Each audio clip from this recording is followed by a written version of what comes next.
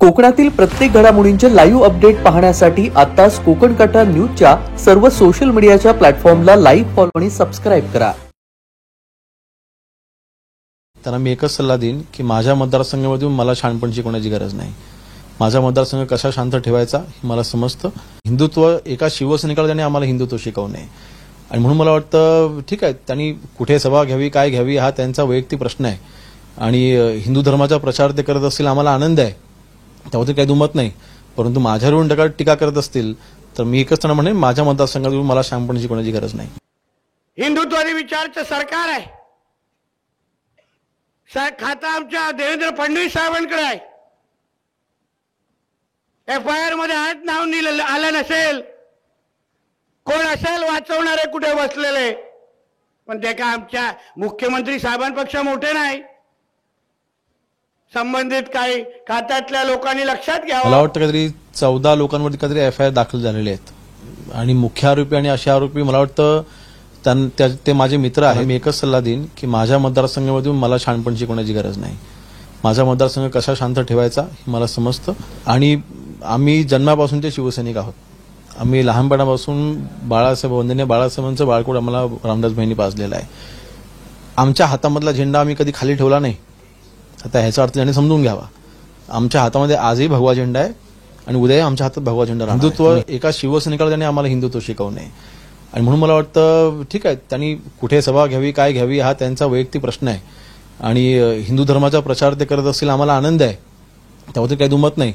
परंतु माझ्यावरून टीका करत असतील तर मी एकच त्यांना म्हणेन माझ्या मतदारसंघातून मला शहाणपण शिकवण्याची गरज नाही. माहिती दिली असावी.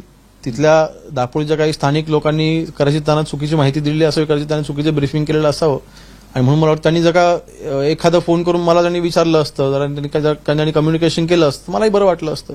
आज ते माझ्या मतदारसंघामध्ये मला न कळवता आले होते.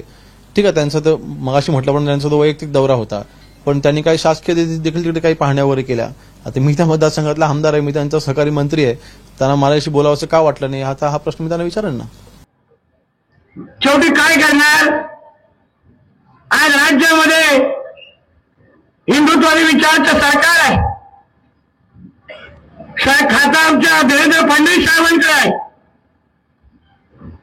FIR मध्ये आज नाव आलं नसेल, कोण असेल वाचवणारे कुठे बसलेले, पण ते का आमच्या मुख्यमंत्री साहेबांपेक्षा मोठे नाही.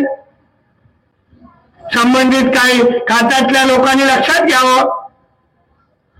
उद्या जेव्हा फडणवीस साहेबांकडे हा विषय नाही तेव्हा मग उत्तरे जेव्हा द्यायला लागतील ना, तर तुम्हाला तेव्हा जेव्हा कोण वाचवायला किंवा फोन करण्यासाठी आले होते ना, ते सगळे फोन ऑफ करून बसतील हे लक्षात ठेवा. तेव्हा आजूबाजूचे पण फोन त्यांना देणार नाही. हात कापतील, ते नको रे बाबा, उगाची असलेली खुर्ची पण जाईल असे बघून पळून जातील. म्हणून उगाच का कोणाच्या नादात लागायचं, कशाला लागायचं, ह्याच्याबद्दल विचार करा. विकास या सगळ्या गोष्टी होत राहतील, पण हा आमचा समुद्र किनारा हा सुरक्षित ठेवण्यासाठी या खात्याचा मंत्री म्हणून नितेश राणे मंत्रालयामध्ये बसलाय. एक तुम्ही लक्षात ठेवा, कोणाची मस्ती चालून देणार नाही. हे जे काय वळवळ करणारे जे हिरवे साप आहेत ना, यांना कसे नीट करायचे ना, सगळे औषधं आमच्याकडे आहेत. कोणाला इंजेक्शन चालतं, कोणाला गोळ्या चालतात औषधाच्या, सगळं आहेत आमच्याकडे. म्हणून तुम्ही योग्य पद्धतीने, तुम्ही आता ज्या पद्धतीने एकजूट दाखवली आहे, आज जे ताकदीने आपण इथे जमलोय, एक हिंदू म्हणून तुम्ही एकत्र राहा. मी तुम्हाला विश्वास देतो, कोणीही वाकड्या नजरेने बघणार नाही, हा विश्वास देऊन तुम्हाला दाखव. शेवटी हिंदू म्हणून एकत्र राहण्याची गरज आहे. बघा काय चाललंय आजूबाजूच्या देशामध्ये, राज्यामध्ये. काश्मीर बद्दल ऐकताय,